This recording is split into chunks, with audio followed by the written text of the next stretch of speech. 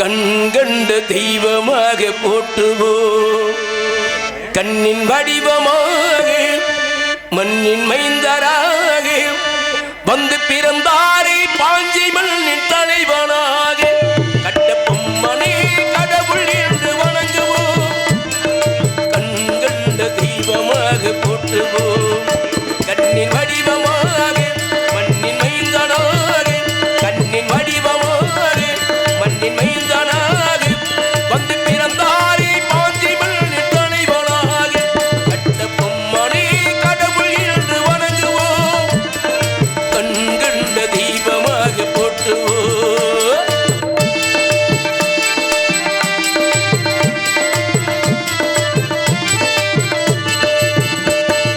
விடுதலைக்கு பாடுபட்ட தங்கமா வீர பாண்டியரோ கட்டபொம்மன் சிங்கமா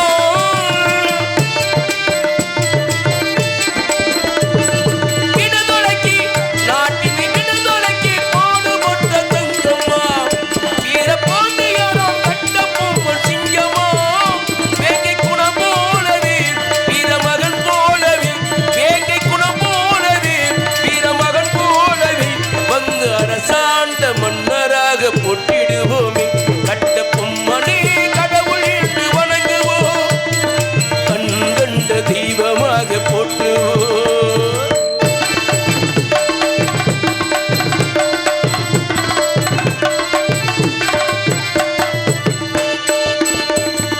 அந்நியரின் ஆதிக்கத்தை எதிர்த்தவர் அவர் ஆறுமுக தாய் வயிற்றில் உதித்தவர்.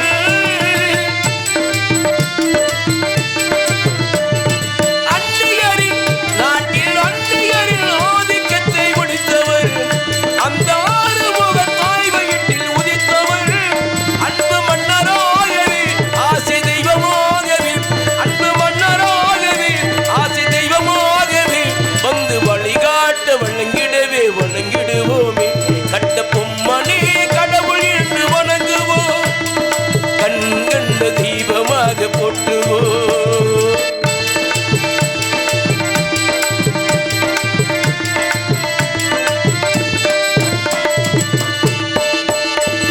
பாளையத்து மன்னர்களும் பலருண்டு வீர பாண்டியரா மன்னரை போல் எவருண்டு. பாளையத்து நாட்டில் பாளையத்து மன்னர்களும் பலருண்டு வீர பாண்டியரா மன்னரை போல் எவருண்டு. வீர வழி வந்தவர் வெட்டி அரசாண்டவர் வீர வழி வந்தவர் வெட்டி அரசாண்டவர் பாடல் இசைக்கின்ற பெருமாளின் துணையானவர். கட்டபொம்மனை கடவுள் என்று வணங்குவோம். கண்கண்ட தெய்வமாக போற்றுவோம். கண்ணின் வடிவமாக மண்ணின் மைந்தனாக வந்து பிறந்தாரே பாஞ்சை மண்ணின் தலைவனாக கட்டபொம்மனை கடவுள் என்று வணங்குவோம். கண்கண்ட தெய்வமாக போற்றுவோம்.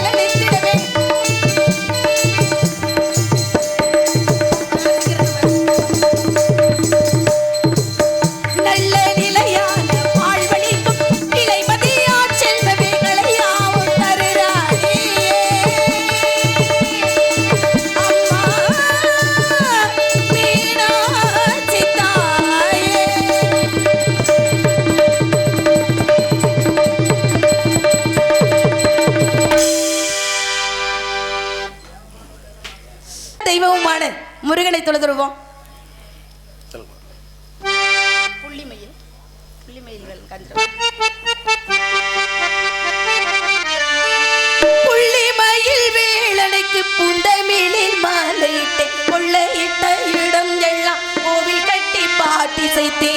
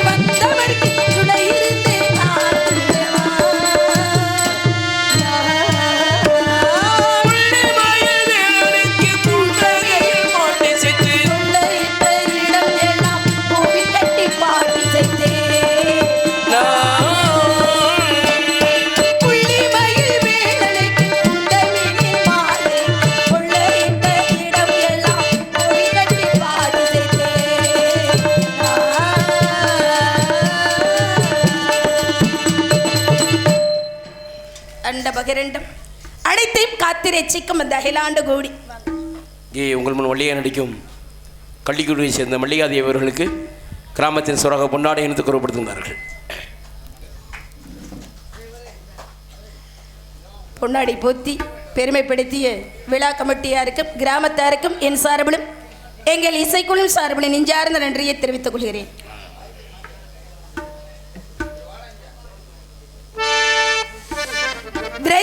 விற்பன் சிலமன் காணவ குறவர் குற்றவர் எயினர் புள்ளர் காணக்க நடாரினும் 8 வகை இனத்தினருக்கும் ஒரே ஒரு தலைவனான என் தந்தையானவர் பாகுபாடு இல்லாது காத்துறது போல் முன்னோர்கள் வழியிலே நாணம் நடந்து என்னுடைய மாதா பிதா சொல்லுவர் வசந்தத்தில் ஓர் இந்த மணவரை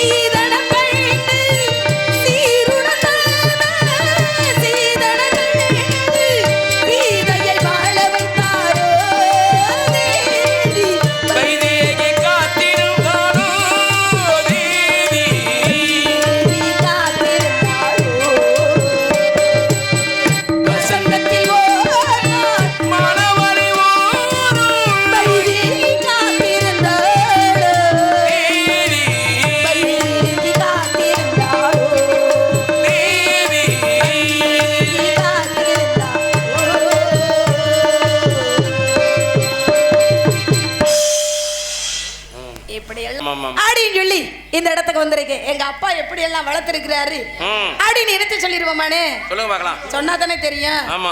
அஞ்சரையில வைங்க சொல்லிடுவான். அந்த புறத்தில் ஒரு மகராணி, அவள் அன்பு கரத்தில் ஒரு மகராசன். கண்கள் சிவந்திருக்க அவள் பார்த்தாள், காமன் திருச்சபைக்கு வழி கேட்டாள்.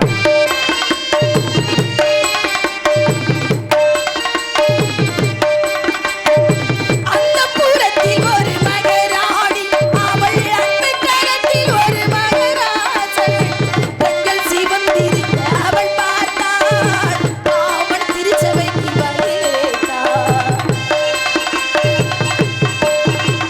சாமந்தி பூக்கள் மலர்ந்தன, திரு சந்தன தேரல் அசைந்தன.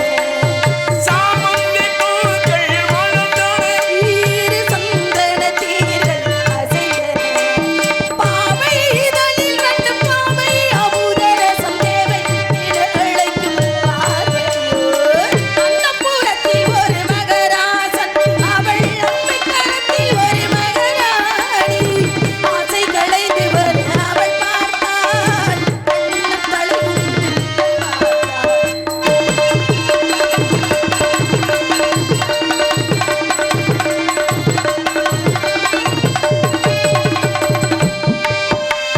முத்து சிப்பி தீரங்கதி விண்ணை பார்த்து, மழை முத்து வந்து வீழ்ந்தது வண்ணம் பூத்து. முத்துச்சிப்பி பிறந்தது விண்ணை பார்த்து. மழை முத்து வந்து வீழ்ந்தது வண்ணம் பூத்து. சித்தம் ஒன்று வளர்ந்தது முத்தம் கேட்டு, அவள் எங்கே வந்து பிறந்திடும் தொட்டில் பாட்டு. அந்தி தன்போதிகை தென்றல் வந்து ஆரிரம் பாடும். புறத்தில் ஒரு மகராணி, அவள் அன்பு கரத்தில் ஒரு மகராசன். ஆசை களைந்து வர அவள் பார்த்தாள், கண்ணம் தலை முடித்து இளம் பார்த்தாள்.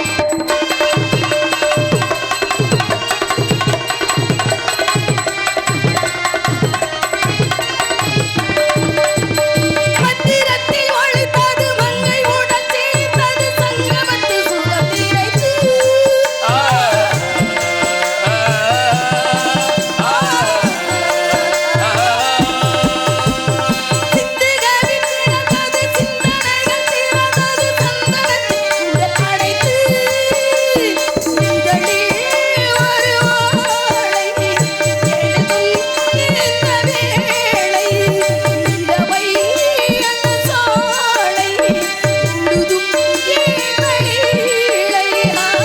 நீராடுதே மாட்டடித்தே, போராடுதே காதலித்தே.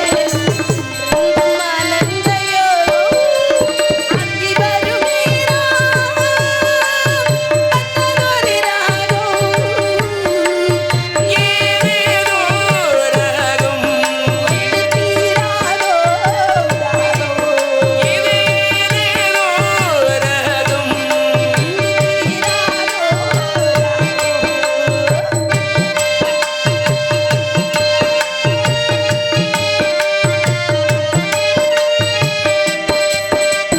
சங்கு வண்ண கழுத்துக்கு தங்க மாலை, அவள் தங்கவத்தின் சுகத்துக்கு அந்தி வேளை. தங்கி வண்ண கழுத்துக்கு சொந்த மோடி, அவள் தங்கவத்தின் சுகத்துக்கு அந்தி வேளை.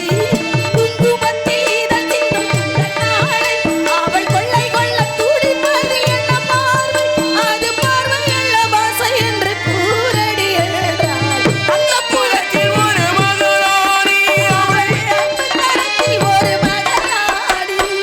ஆசை களைந்து வர அவள் பார்த்தாள், உள்ளம் தளைவிழுந்து பார்த்தாள். ஆராரிரோ.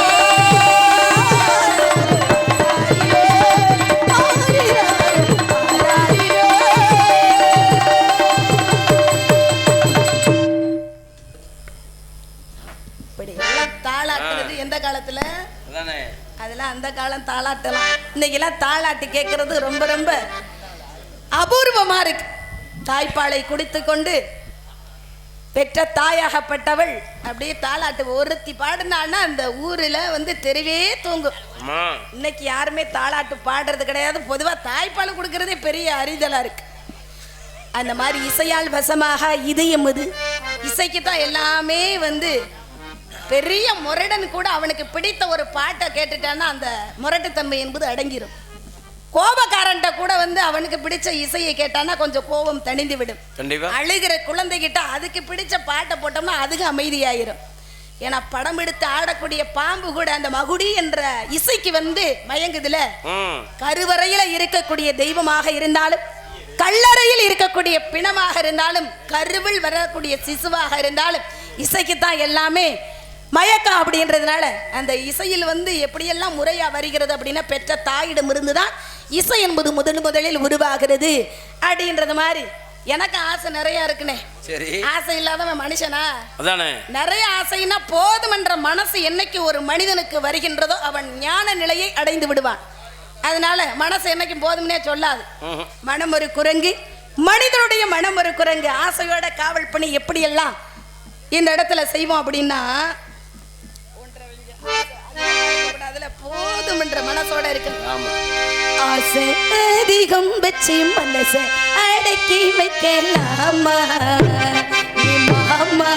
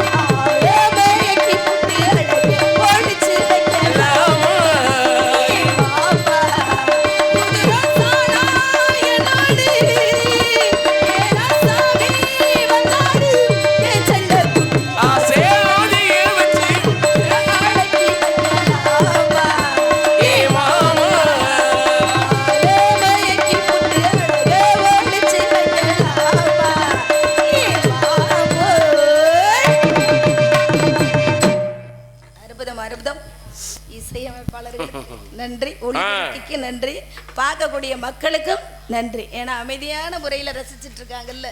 ஆமா, நிசப்தம் இல்லாமல் அற்புதமா வந்து அமைதியான முறையில் நீங்க ரசிக்கிறதுனால தான் நடிகர்கள் ஆர்ப்பாட்டத்தோட தொழிலை வந்து பண்ண முடியும். அந்த மாதிரி நீங்களெல்லாம் வந்து நம்மளாம் யாரு? தமிழ்நாட்டின் முதுகெலும்பு விவசாயம் தான். உழுதுண்டு வாழ்வாரே வாழ்வார், மற்றவெல்லாம் அவர் பெண் தொழுதுண்டு பெண் செல்வார் அப்படின்னு இருக்காங்க. முறையான விவசாயத்தை ஒவ்வொரு தமிழனும் அன்றைக்கு உள்ள தமிழர்கள் பண்ணதுனால தான் நீண்ட ஆயுளோட 100 வயசை தாண்டி மனிதன் வாழ்ந்தாங்க. இன்னைக்கு 100 வயசை தாண்ட முடியுமான்னு?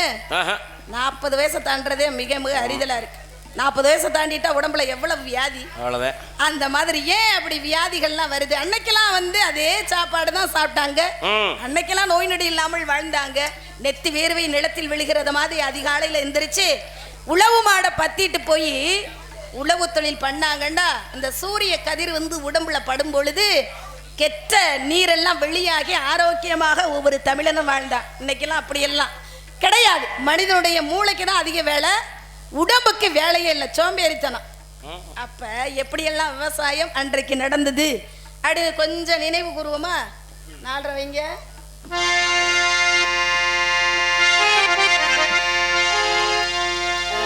புதுமண தம்பதியா இருக்கும்போது தாத்தா பாட்டி எப்படி விவசாயம். அப்ப ஒரு பாட்டு இருக்கு.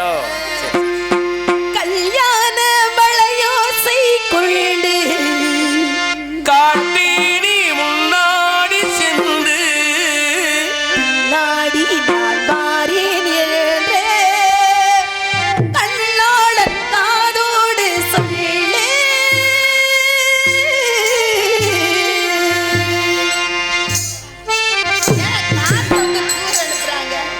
இன்னைக்கெல்லாம் கைபேசி செல்லு இருந்துச்சுன்னா ஒரு நாளைக்கெல்லாம் இங்க வர்றேங்க, நீங்க கவலை இல்லாம இருங்க, சாப்பாடு எடுத்துட்டு வர்றேன் சொல்லிடுவோம். அப்பெல்லாம் பாட்டி அம்மா சொல்லிடுவாங்க. ஆமா, அன்னைக்கு இல்ல கைபேசி செல்லு இருந்துச்சா? கிடையாதுல. இல்ல, வயல் வரப்பெல்லாம் தாண்டி பக்குவமா சாப்பாடை கொண்டு போகணும். கொஞ்சம் அசந்தம்னா எல்லாம் கொட்டி போயிரும். அப்ப என்ன சொல்றாங்க, பசியோடு இருக்கிற கணவன்ட்ட இந்த சாப்பாடை எடுத்துட்டு வர்றேன்னு சொல்லி காட்சி நீ தூது போகும்போது முன்னாடி போய் சொல்லு அப்படின்னு சொல்றாங்களா. அந்த மாதிரி கல்யாண மலையோசை காட்டினி முன்னாடி சென்று நாடி நான் வாரேன் என்று கண்ணோட காதோடு சொல்லு.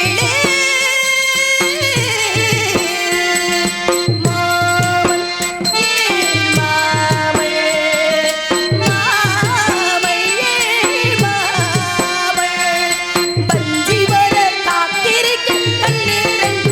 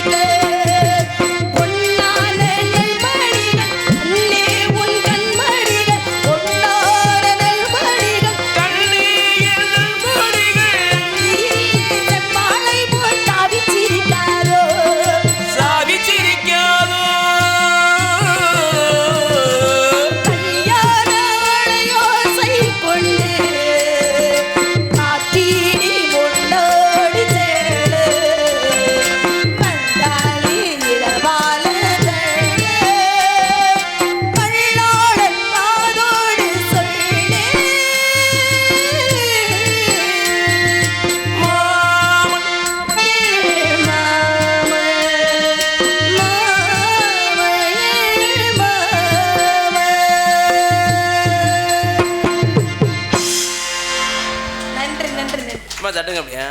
இந்த கொடுமை கை தட்டலைன்னா நான் அப்புறம் என்ன பண்றது? இந்த பாட்டுக்கெல்லாம் கை தட்டினா தான் உயிரோட்டம் என்பது அற்புதமான ஒரு காட்சி. இந்த காட்சியெல்லாம் என்னைக்குமே மறக்கவே முடியாது.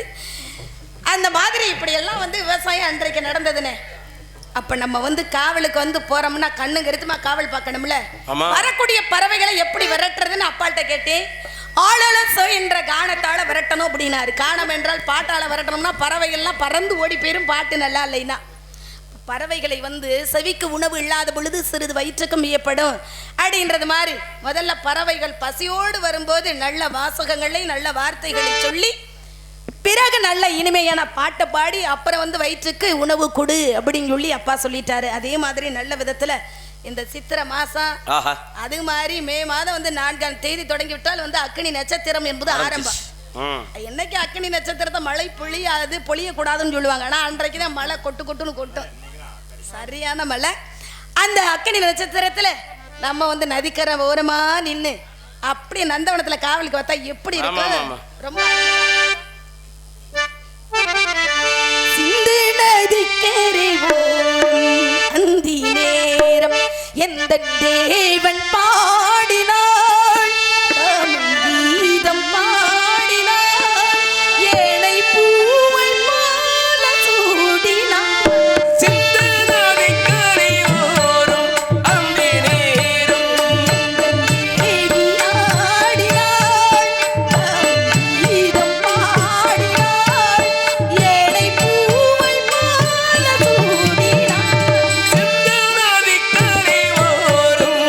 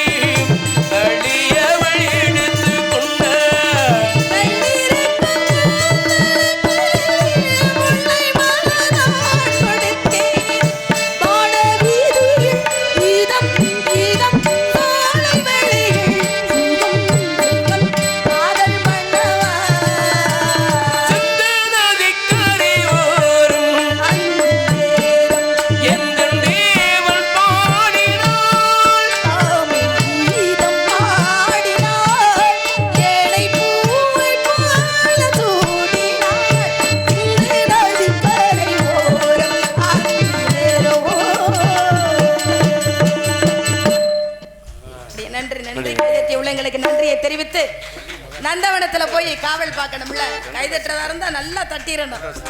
அப்புறம் போய் காவல் பார்த்துட்டு சுறுசுறுப்பா என்னென்ன வேலையை செய்யணும்னு செய்வோம்.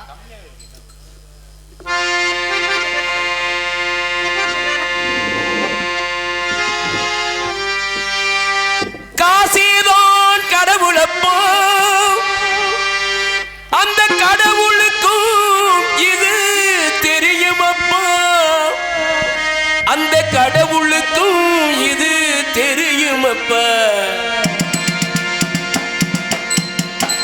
காசேதா கடவுளப்பா, காசேதா கடவுளப்பா,